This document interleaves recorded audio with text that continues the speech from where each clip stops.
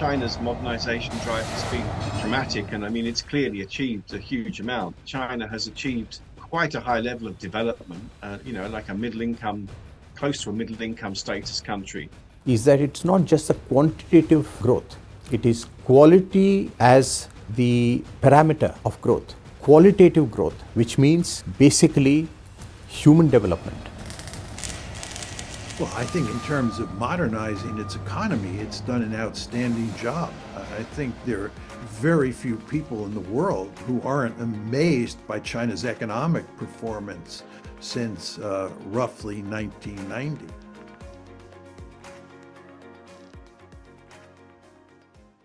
As China's two sessions commence this year, the focus remains on modernization and economic growth, driven by President Xi Jinping's vision of new quality productive forces. The term encapsulates China's commitment to harnessing emerging technologies and promoting efficiency across sectors, ensuring sustainable and innovation-led growth.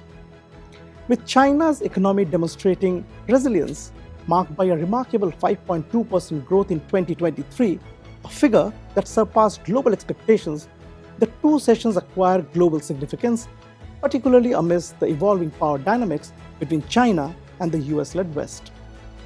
We reached out to global experts to understand their perspectives on Chinese modernization and economic trajectory.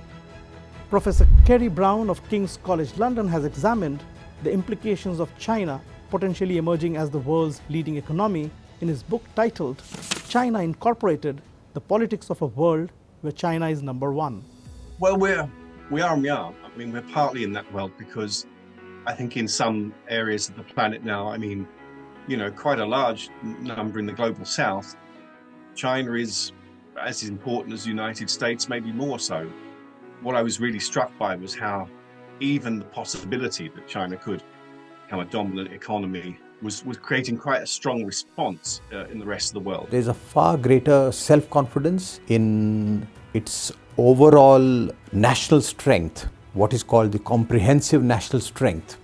China's burgeoning economic prowess appears to unsettle the US, according to American political scientist John Mearsheimer. My impression is that China will continue to grow in the future in rather impressive ways. I think that the human capital in China is outstanding. I mean, it's very important to understand that the United States feels threatened by China's ability to develop cutting-edge technologies. And as a result, the United States is going to great lengths to slow down China's development of sophisticated technologies. It is no surprise that the US is attempting to undermine China's semiconductor industry by implementing a sanctions regime against Chinese chipmakers. Additionally, the US has taken steps to decouple or reduce economic interdependence with China in recent years. Reports reveal that US imports from China decreased by around 20% last year to $427.2 billion, with Mexico surpassing China as the US's primary trading partner. But how prudent are these actions? Well, I would tell them that they're just trying to do something impossible. The level of interlinkages and relationships between China and the United States is massive. The fact that China is still a huge manufacturer, it would take decades to try and change that. And it would mean a complete change to the United States economic model. I mean, it's not realistic to talk about decoupling. The Western powers are now talking about decoupling the Western economies from the Chinese economy, which is impossible. The more they try to decouple, the more American economy will suffer. The European economy will suffer. I don't think the United States can do that much damage to the Chinese economy, although it will try.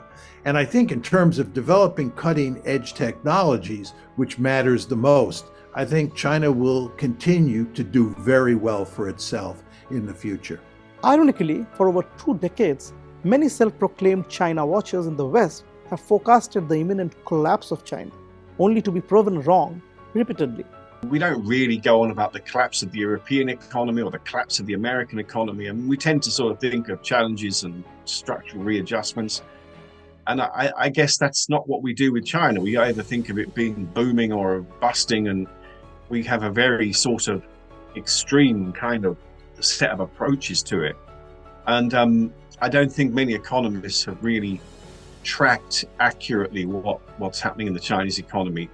Despite the flawed Western predictions of an impending collapse, the complexities of Chinese modernization and economic prowess, fueled by new quality productive forces, stand resilient and defy simplistic analysis.